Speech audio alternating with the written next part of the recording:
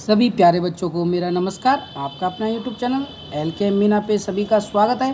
तो प्यारे बच्चों, आज की वर्कशीट हमारी शिक्षा निदेशालय की तरफ से दी जाने वाली कार्यपत्र संख्या 87, विषय हमारा हिंदी और ये कक्षा 10 की वर्कशीट है। यहाँ पे सभी बच्चे अपना नाम लिखें, यहाँ पे अपने कक्षा अध्यापक का नाम लिखेंगे। आज की तिथि हमारी 17/2/2021 और दिन हमारा है बुधवार का। ओके स्टूडेंट, तो प्यारे बच्चों, अब हम सूर्यकांत त्रिपाठी निराला, जो हमारे लेखक हैं हिंदी पाठ के, द्वारा रचित फागुन की मादकता को प्रकट करती हुई कविता अट नहीं रही है, का पुनरावृत्ति और अभ्यास हम करेंगे। दिए गए काव्यांश को ध्यानपूर्वक पढ़कर पूछे गए प्रश्नों का उत्तर दीजिए। तो आपको मैंने पहले भी कई बार बता चुका है 10वीं के बच्चों को कि जो आपका ये पद्यांश और ये काव्यांश आते हैं, दोनों चीज़ एक ही, और ये आपके 8 और 7 नंबर के दो पेपर में आ सकते हैं इस बार। ठीक है, तो आप सब इनको ध्यानपूर्वक पढ़ें। सबसे पहले इस काव्यांश या पद्यांश को आप ध्यानपूर्वक पढ़ेंगे कि इसमें हमें क्या कह रहा है कवि। तो शुरू करते हैं ये वर्कशीट।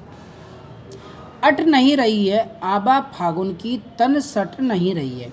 तो इसमें निराला जी ने कि जो फागुन का महीना जब आता है, कि जैसे आपने देखा होगा कि हमारे आसपास कि पेड़ भी क्या है, पूरे हरी पत्तियों से लद जाते हैं, फूल भी उनमें क्या नए नए कोमल पत्ते, लाल कोई रंग बिरंगे तरह तरह के फूल आते हैं।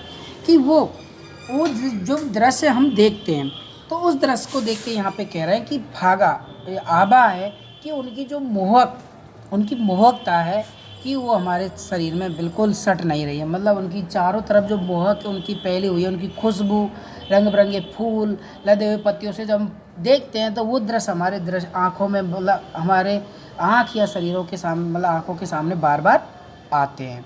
कहीं सांस लेते हो घर भर देते हो, और उनकी जो फूलों की जो खुशबू है वो क्या करते हैं, हम सांस लेते तो हमारी खुशबू हमारे सांसों में भी वो मतलब पूरी तरह से फैल गई है या अंदर घुस जाती है।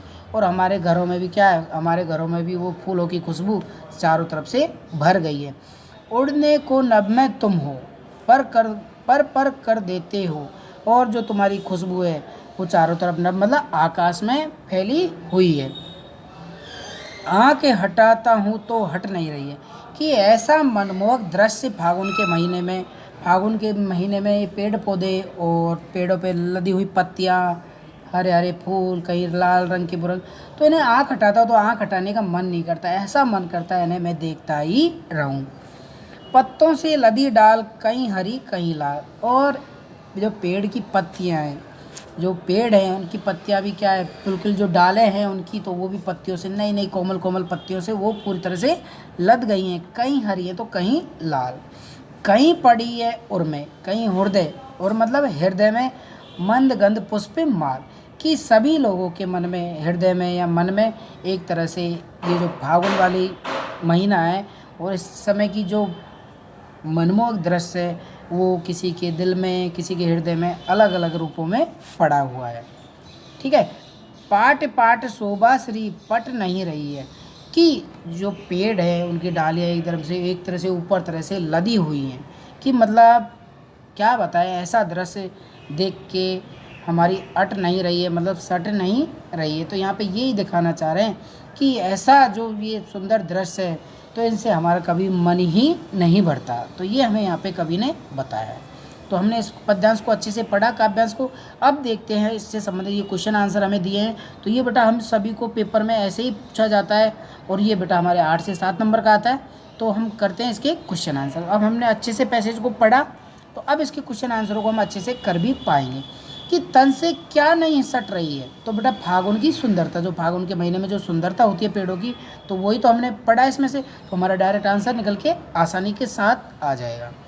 डालियों की स्थिति कैसी है, पत्तों से भरी है, पत्तों से सूनी है, पत्तों से लदी है, या पत्तों से झुकी है।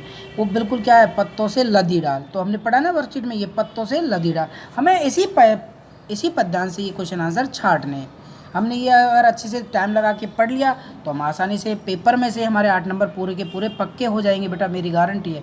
लेकिन हमें सबसे पहले इन पद्यांशों के अर्थ समझ में आने चाहिए, और इसे हमें टाइम दे के पढ़ना है। ठीक है, ये हमारे दूसरे क्वेश्चन का आंसर हो गया पत्तों से लदी रहा। कभी क्या करना चाहते हैं पर उनसे हो नहीं रहा। क्या कह रहा है, आँख हटाने की वो कोशिश कर रहा है, या आँख गड़ाने की कोशिश कर रहा है, या आँख मूंदने की कोशिश कर रहा है। वो बेटा यहाँ पे आपने देखा कि क्या कर रहा है, वो हट नहीं रही है, मतलब आँख हटाने की कोशिश करता है लेकिन उनसे वो हट नहीं रही हैं। तो यहाँ पे क्या कर रहा है, वो आँखें हटाने की कोशिश वो कर रहा है, लेकिन ऐसी सुंदरता को देखकर उनसे आँख भी नहीं हट रही है। पत्तों का रंग कैसा था, तो आपने पता देखा था कहीं हरे तो कहीं लाल, तो इसमें ऑप्शन में हमारा होगा ये, तो इसका आंसर होगा हरा और लाल। ओके बेटा, तो ये चारों आंसर हमने कर लिए। अब देखते हैं बेटा हम पांचवा क्वेश्चन कि कभी की आंखें फागुन की सुंदरता को से क्यों नहीं हट रही हैं, और ये हमें इनके लिखित में आंसर आएंगे। ये 2-2 नंबर के भी पूछे जा सकते हैं और ये 1-1 नंबर के।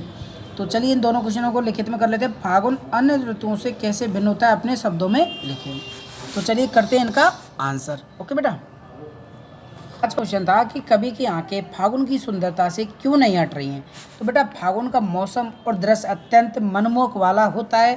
पेड़ों पर कहीं हरी तो कहीं लाल पत्तियों के फूलों की मंद मंद खुशबू हृदय को क्या कर देती है, मंत्र मुग्ध कर देती है, मतलब एक तरह से सुहावना कर देती है। इसलिए कभी की आंखें फागुन की सुंदरता से नहीं हट रही हैं। ओके बेटा, तो ये क्वेश्चन में हम ये आंसर करेंगे।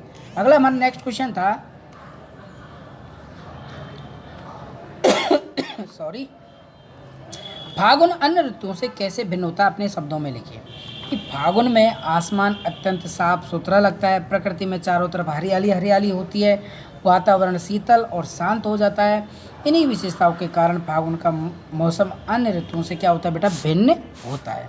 ओके स्टूडेंट, तो इस तरह आपकी वर्कशीट कंप्लीट होती है। तो सभी प्यारे बच्चे इसे अच्छे से हिंदी की नोटबुक में नोट करें, और इसके सारे क्वेश्चन अति महत्वपूर्ण हैं, तो आप सब इन क्वेश्चनों को अच्छे से याद भी करेंगे। और आपको पद्यांश में कैसे आसानी के साथ नंबर लाने हैं, आप सभी ने इसमें देखा कि सबसे पहले हम अच्छे से पद्यांश को पढ़ेंगे और फिर उसके बाद उसके क्वेश्चन आंसरों को देखेंगे।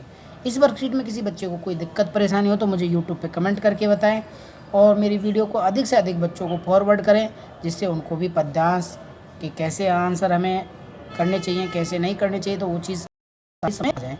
और सभी बच्चों को गुड लक। आपकी एग्ज़ाम नज़दीक है मई के महीने में, तो आप सब अच्छे से तैयारी करें। मैं आशा करता हूँ कि आप सबकी पढ़ाई अच्छी चल रही होगी। Thank you, bye bye.